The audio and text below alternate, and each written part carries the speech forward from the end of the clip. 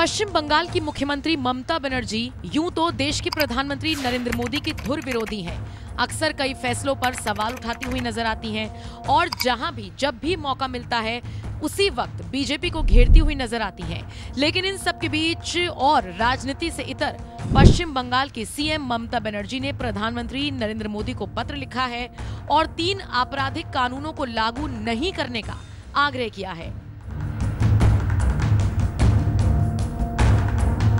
कौन कौन से हैं ये कानून, ये भी जान लीजिए। ये कानून है भारतीय न्याय संहिता, भारतीय नागरिक सुरक्षा संहिता और भारतीय साक्ष्य अधिनियम 2023। आपको बताते चले, चूंकि ये तीनों कानून 1 जुलाई से लागू होने वाले हैं, ऐसे में ममता का कहना है कि ये तीनों ही कानून जल्दबाजी में पारित किए गए थे जब विपक्ष के ज्यादातर सांसद सदन से निलंबित थे।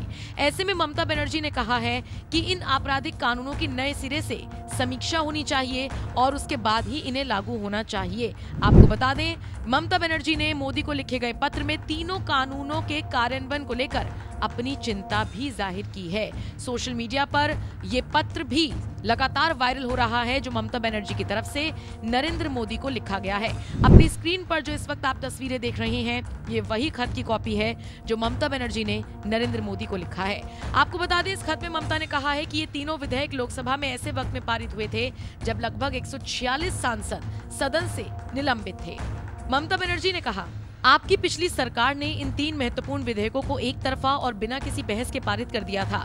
उस दिन लोकसभा के लगभग 100 सदस्यों को निलंबित कर दिया गया था और दोनों सदनों के कुल 146 सांसदों को संसद से बाहर निकाल दिया गया था। लोकतंत्र के उस काले दौर में विधेयकों को तानाशाही पूर्ण तरीके से पारित किया गया।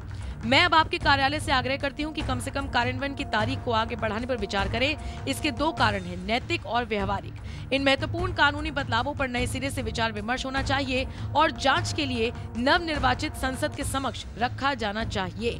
जल्दबाजी में पारित किए गए नए कानूनों को लेकर सार्वजनिक रूप से बड़े पैमाने पर विरोध किया गया है।